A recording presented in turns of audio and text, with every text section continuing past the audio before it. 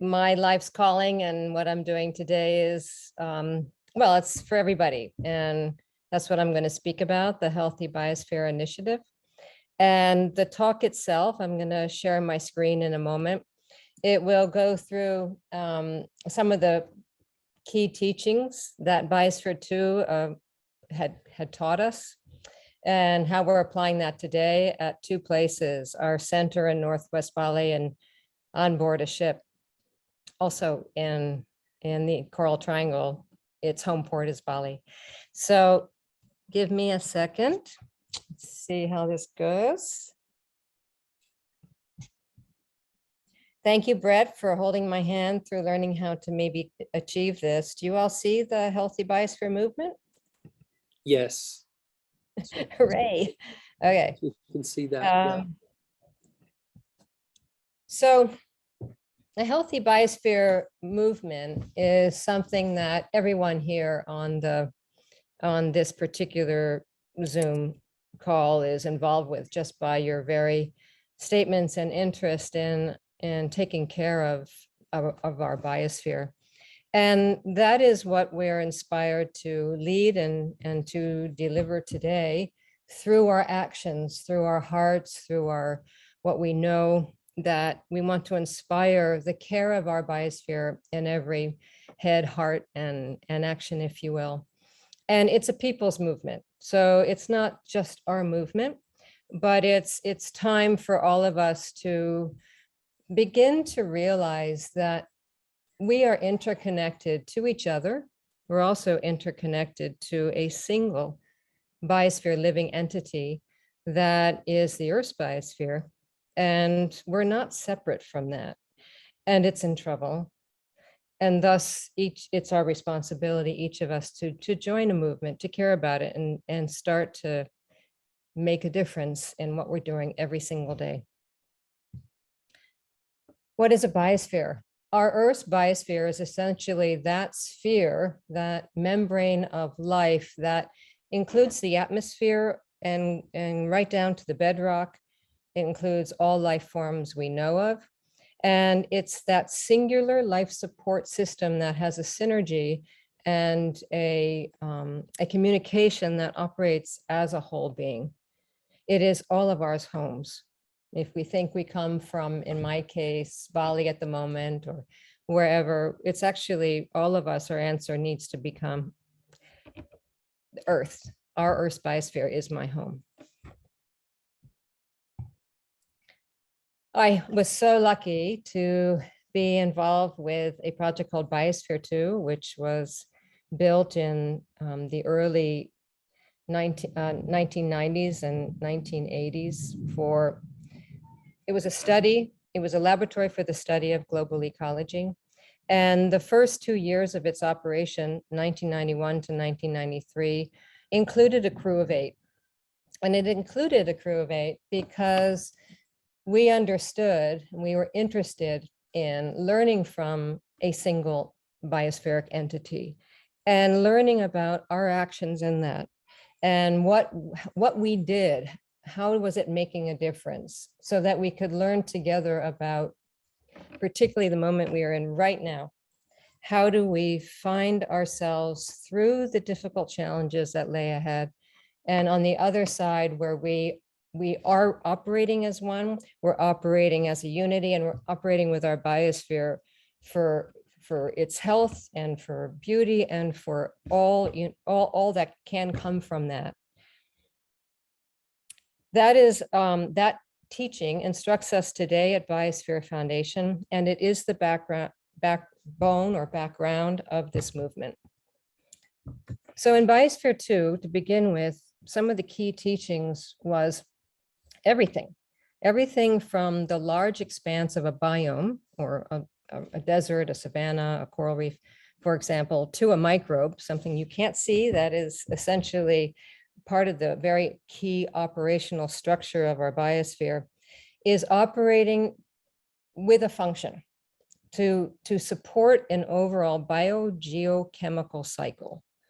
Now, what is that? It's just all the cycles that move from the atmosphere into the soils, from the rocks to the water, to all living system that keeps our biosphere healthy within the frameworks or the ranges of a healthy biosphere. And each of us also, every human, participates in that. Secondly, if our coral reefs are healthy, so we would watch our coral reef in Biosphere 2, we had one, and if it was healthy, then it meant to us that our biosphere was healthy.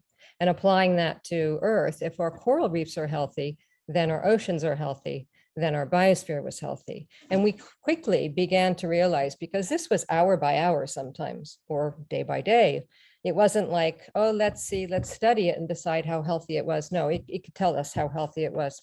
And we realized that the health of our living system was our health. We were wearing it all the time, and we were very healthy. And during the 2 years, we never got sick, for example. Message 3, healthy biodiverse systems are adaptive, and they're very resilient to change. And I can give many examples in Biosphere 2, but I think the world is beginning to wake up to that. We know that's the case. So part of the key to change of whatever kind is to help secure enough of living diversity of different kinds of biogeochemical pathways that can resolve challenges and problems. 4, organic sustainable farming and growing food from your own backyard is not only a healthy way forward, but it's also deeply satisfying. And for 2 years, we lived out of our backyard garden, and our food was very, very healthy, and it's satisfying, and it wasn't all day.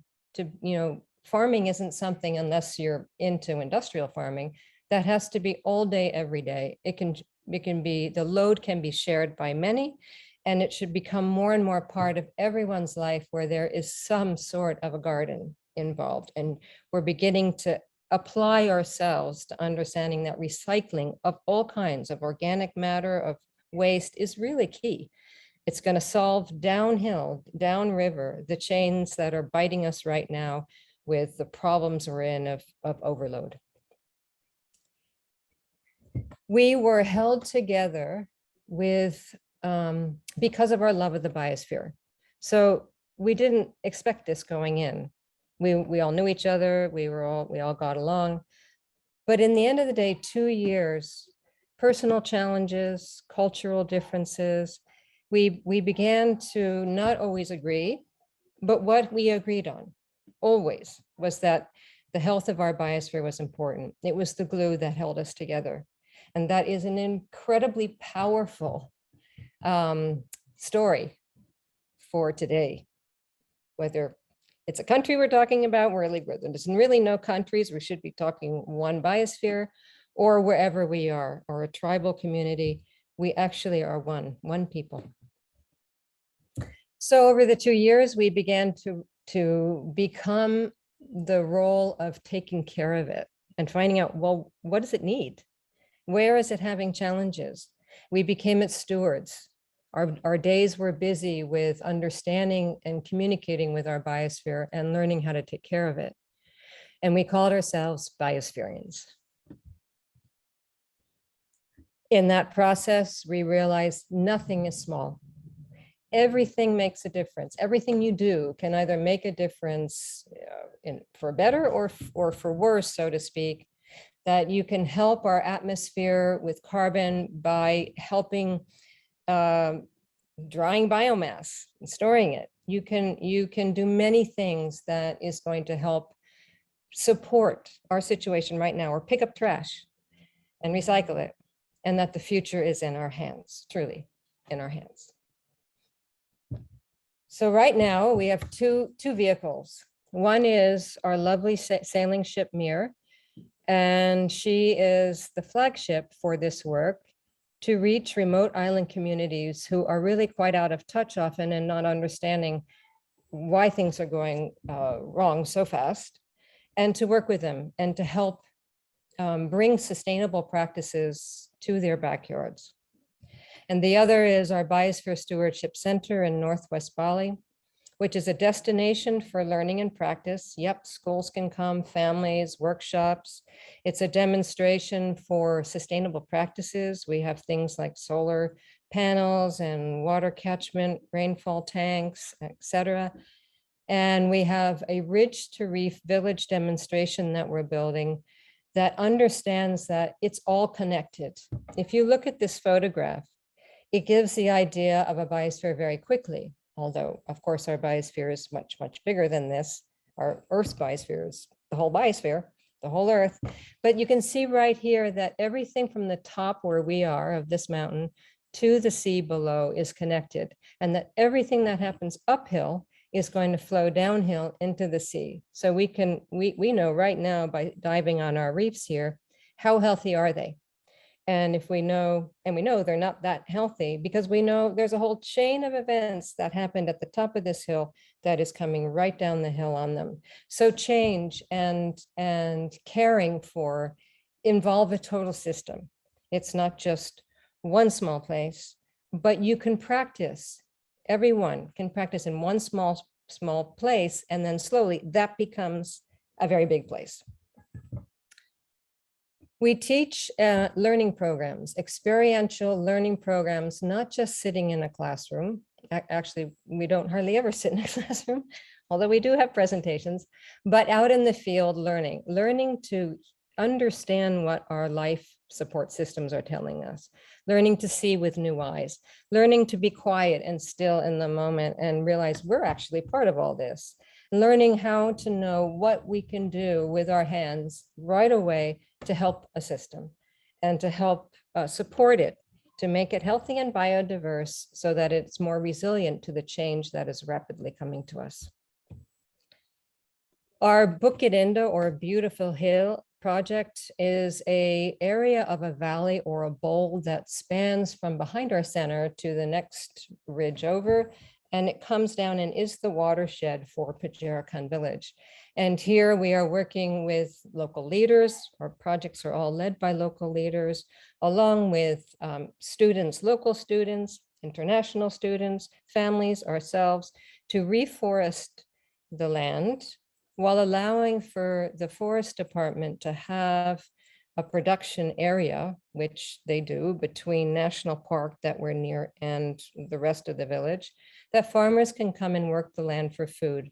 So we're helping them with things like putting in swales to catch the water from flowing downhill with all the topsoil and running right into the coral reef, which hates it, to building ponds to secure water through the dry monsoon region that we live in.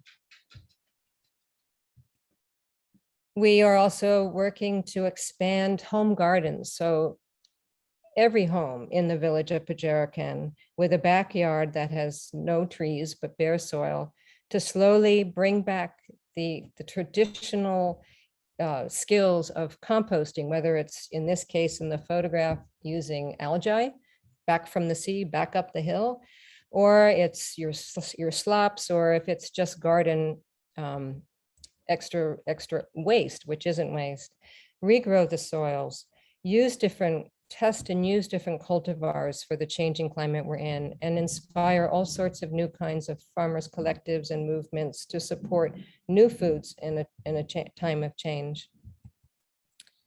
And on downhill to the sea, we have mangrove reforestation projects and coral reef gardening projects, removing, in this picture, crown of thorns or snails that are eating and killing the coral reefs, to replanting coral using broken but living coral fragments back on the reef, which everybody can do. It doesn't cost money to go out and do any one of these things other than taking your time to do it.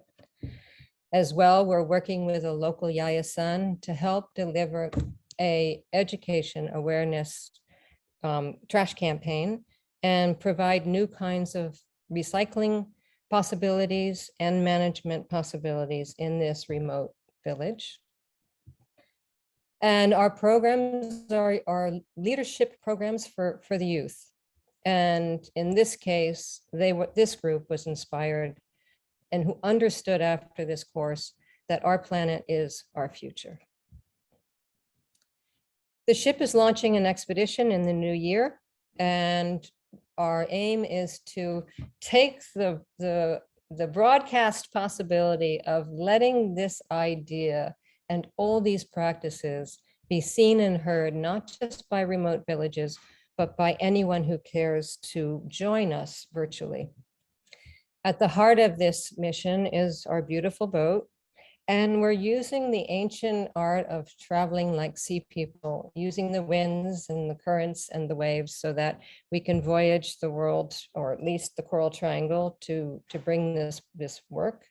It's shaped by young leaders who will be on board and doing this work. And our ship will be outfitted as a virtual classroom at sea, so we can upload materials for anyone on the internet, young or old, who want to join our movement and become a biospherian too. And we'll be working hand in hand primarily with local peoples to garden from the coral reefs and up into the backyard homes of the island people we're working with. I'm going to end this talk with, there has never been a more serious and poignant time in our history of humanity to engage in such a global transformation and awakening of a rightful place as stewards of our Earth's biosphere. We are one small group here, but you are all already a part of it. And the biggest thing we can do is join together and reach out to the world and get everybody a part of it. We are one people, one biosphere, and it's ours to care for and to love. Thank you. That's wonderful, Gaie. Thank you so much for sharing your presentation. Some really powerful insights in there. I was taking some notes, and there was something that you said that was really fascinating to me, which is we are wearing the health of our biosphere. That's such a new idea for me, and I'm wondering if you could expand on that idea. Yeah, in Biosphere 2, it cycled very, very fast. So this was a 3.15 acre closed system, and I could feel how fast the whole biosphere was cycling air, water, molecules. And for example, I could drink a cup of tea on one day, and then 24 hours later, I'd be releasing the molecules of that tea back into our water systems. And we had many different water systems for either cleaning waste or growing food or whatnot. So right there, I know those molecules are coming back in, and I know that I'm breathing air that have come from the trees and the plants that I'm now breathing, and my CO2 is going to be used for them for photosynthesis to then release more oxygen. But the whole thing was very palpable. It was something that we knew was going on all the time, and we could feel it. So we are all doing that right now. It's slower. It may not feel like we're connected to the rest of each other, or me on the end of this Zoom is actually part of the air you're breathing, but we are. It's only one world. And all the food that you eat has come from the ground, and you're now wearing it. It's what you look like. And all the air you're breathing is who you are and what you look like. And water you're drinking. So we actually are the mirror of the health of our biosphere. So living in such an immersive environment like that, how did you find that changed your consciousness? How did you, in terms of how you related to the world around you and the people around you, by having it dialed up and magnified to such a degree? We, I guess the simplest way to put it is my perception changed. So when I look now, I see the biosphere. I see that I don't just see, I'm looking outside this window and the birds and the colors. I have a perception of me in a biosphere. I understand that that's actually real. And so it guides me, and it gives me the knowledge and the insight, the understanding to be my own cybersphere, if you will, and to be navigating through this world with the understanding I am in this biosphere, and so are you. And therefore, we're connected, and we are going to make a difference because you invited me to your conference to say what I've just said, that's powerful. That's power. And that's powerful because we all know that we are, to some degree, we're all understanding that we are in one biosphere and we can reach anywhere in the world right now, and that everything we're doing is making a difference. And I apply that to life. So how would you then apply that to being a biospherian, to the idea of Gaia theory, James Lovelock's notion that the planet is a living, breathing entity? Is that a perspective that you subscribe to? Oh yeah, it's an old idea, and he portrayed it very well. James did, but it's an old idea that it's actually a singular entity, and if you think about it, it's not an idea. It's true. We are, when the astronauts looked back on space and took that picture of our Earth from space, the whole world woke up to that idea. Oh my gosh, there's this blue living orb out there, our planet, in the middle of what seems to be nothing. And it's somehow one being that's there. And that's, scientists know now, that's right. It is one total biosphere, it's called, and it's all interconnected. And the feedback loops, as James was talking about, are the biogeochemical cycles. Everything that is all the chemicals and the messaging and the way CO2 travels or oxygen travels, or all these things are held together by life. So as a scientist and as an educator, you've observed this phenomenon that was originally called global warming and is now called climate change. And so what's your take on the seriousness of this situation? In Biosphere 2, we were experimenting with a precursor of global warming, climate change. We had dramatic fluxes in carbon dioxide. So in the nighttime, carbon dioxide would rise sometimes 1,000 ppm a night. And in the sunlight day, it would come back down again. If full sun, the same amount. So it would go up and down and up and down. And it sometimes rose to 4,800 ppm in a dark El Nino winter. We are right now around 42 ppm CO2 or something like that. So rising 1,000 in a day and then rising up to 4,800 in the dark winter. This is beyond anything anyone has studied on our planet, but it gave us the tools and the insight to understand how to work with rising CO2 and how to bring it down. And we were playing with things like, okay, instead of our very deep agriculture soils in there, we would turn only the top really critical percent of about this much for our sweet potatoes and our potatoes and our vegetables and our sorghum and everything else growing in there. We had 82 different crops in there to keep us alive and well. And we started working, so that helped a lot. We stopped composting in the dark winter months because composting in soils release a lot of CO2. So what we did was we listened to our biosphere and we learned what it needs in order to help it. And so the movement, the Healthy Biosphere Movement, is for each and every one of us, which I heard the former speakers doing, listened to what is the problem, and then I can do something about it. I can make drinking water. I can pick up trash. I can do, is that it's for everybody to take responsibility, no matter how small, to do that. Thank you. Thank you. And so when you observe what's happening in the world today to try and turn this ship around, if you had the ear of the most influential people in the world, what would you tell them? Oh, I think I'd tell them something like what I've just done, but I'm in a very I'm in a position that I'm hopeful can help, in that there's only been one 2-year experiment inside a laboratory for the study of global ecology, and the findings of that are profound for what's happening right now. in any way you would turn your microscope on Biosphere 2 and its teachings, there are gems to bring forward to this world as a way to plot our navigation from this moment to a healthy one.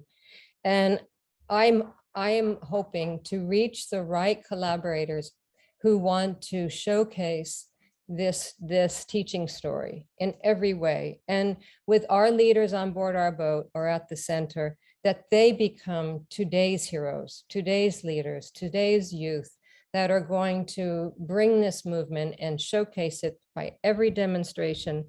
Demonstrations work. People can see something that works and they'll take it forward. So I would inspire leaders, those with the capacity to fund projects, to set legislation, to set a healthy biosphere legislation, get everybody involved around the world. 2, to start implementing the support for community action, led by sound science, sound understanding, not just more noise. I heard Canna talk about this. Yeah, there's a lot of just stuff out there, but to really get after supporting every person to get out there, every flipper and boot on the ground, to start regrowing soils, regrowing food gardens, bringing back our atmosphere, put it all in motion. So just in the last minute before we conclude, I'm just wondering, if there was a call to action in terms of the work that you're doing in the Biosphere Foundation, how can people support you and the work that you're doing? Oh, yay. Come and visit us at our center if you're in Bali, and bring your family and work with us out there to do any of the projects that you just saw on the presentation. On the ship, we're looking for collaborators who understand the social media possibilities and want to help us tell our stories and be the vehicle for storytelling about all the things we're doing, but particularly from the boat far, far away and as they're voyaging through the Coral Triangle. And anyone who, wants to do a film to get the message out and showcase the leaders on our vessel or at the center, love that. Anyone who has the support to help us raise the funds to keep this show on the road, love that. Anyway, it's a one big biosphere. We welcome collaboration with everybody.